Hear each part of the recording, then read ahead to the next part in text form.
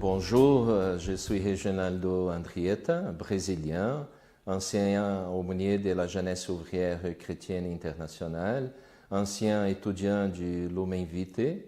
Actuellement, je suis évêque du diocèse de Jales, à l'État de São Paulo, au Brésil. Mes salutations fraternelles aux participants du colloque qui se réalise à Namur, organisé par le Centre international Lumen Vitae, avec les centres de formation Cardin, le CEFOC, et le centre Notre-Dame de la Paix. Merci de l'invitation pour participer à la célébration du 60e anniversaire du centre Lumen Vitae. J'aimerais bien être avec vous en ce moment, mais c'est l'occasion aussi de l'Assemblée générale des évêques au Brésil.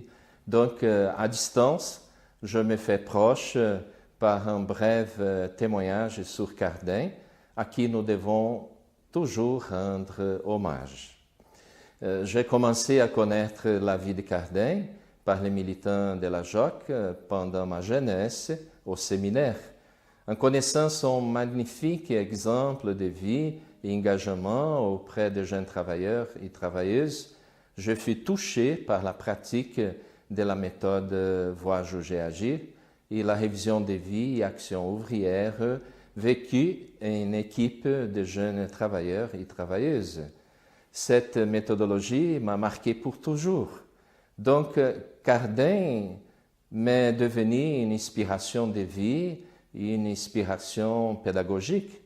Le lien étroit entre Lumen Vitae et Cardin est évident, surtout par cette pédagogie du Voir, Juger, Agir, développée par lui avec la JOC, à partir des premiers groupes de jeunes, d'ailleurs travailleuses, en 1912 à Laeken, qui se sont devenus jeunesse syndicaliste et après jeunesse ouvrière chrétienne en Belgique et internationale.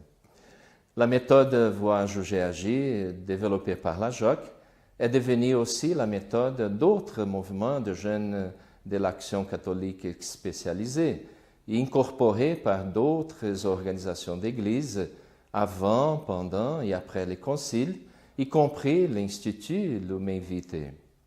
La méthode Voir, Juger, Agir a été progressivement assimilée par l'Église et consacrée dans des documents officiels. C'est une méthode reconnue par l'encyclique Mater et Magistra de Jean XXIII et largement utilisée dans les documents de l'Église, spécialement en Amérique latine, où son utilisation a donné naissance à une nouvelle manière de faire de la pastorale et de la théologie. La théologie de la libération, même dans ses différentes approches, en est un fruit de cette méthode qui finalement a été incorporée aussi par les mouvements œcuméniques. D'ailleurs, en travaillant avec la JOC aux États-Unis à la fin du siècle, nous avons organisé une réunion de jeunes travailleurs dans un séminaire à Baltimore. Lorsque nous sommes entrés dans une salle du séminaire pour la réunion, je vis sur les tableaux une explication sur la méthode Voir, Juger, Agir. Donc j'ai demandé qui était dans cette salle avant nous. J'étais surpris par la réponse. C'était des protestants. Quelques années plus tard, en travaillant comme aumônier de la JOC internationale, avec la JOC en Afrique du Sud, je pus faire l'expérience de travail avec plusieurs aumôniers qui étaient pasteurs de différentes églises. Ils aussi accompagnaient et soutenaient la JOC dans son action en connaissant bien sa méthode. Donc, on voit que l'application de la méthode Voir, Juger, Agir a dépassé les champs de l'Église catholique. L'impact de la pédagogie de Cardin s'est fait sentir aussi dans la pédagogie de la libération de Paulo Freire. D'ailleurs, Paulo Freire lui-même l'a affirmé dans une réunion avec la coordination nationale de la JOC brésilienne. Au Brésil, c'est impossible de penser un document officiel et des rencontres d'église sans la méthode Voir, Juger, Agir. Il y a bien sûr ceux qui essayent de l'éviter. Mais la lucidité promue par cette méthode est déjà largement prouvée. Cependant, nous devons faire attention à la façon de l'appliquer, car ce n'est pas une méthode mécanique appliquée en séparé dans une activité. Elle est plutôt une méthode vécue dans un processus que la Jacques appelle tâche d'éducation, dans laquelle la formation se réalise progressivement par l'action révisée et réfléchie. L'esprit d'enquête-action ou l'enquête militante lui est donc très pertinent.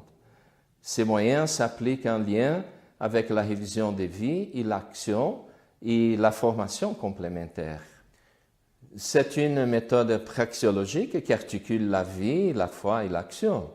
Cette dimension praxiologique a engendré au long du temps un nouveau paradigme théologique incorporé par les centres Lumen Vitae et par les CEFOC comme une théologie qui, selon Gustavo Gutiérrez, un des pères de la théologie de la libération, ne se limite pas à penser le monde, mais cherche à se situer comme un moment du processus à travers lequel le monde est transformé. Cardin est donc à l'origine d'une grande transformation dans l'Église et dans le monde qui doit continuer à se faire en ouverture au don du royaume de Dieu présentifié dans la protestation face à la dignité humaine bafouée dans les combats contre l'exploitation de l'immense majorité des humains, dans l'amour qui libère, dans la construction d'une société nouvelle, juste et fraternelle. Cardin est enfin un maître. Sa sagesse et son engagement auprès des pauvres, attestés par son lemme « Evangelisare pauperibus », pourrait lui rendre le titre de docteur de l'Église. Nous lui reconnaissons ainsi dans nos cœurs.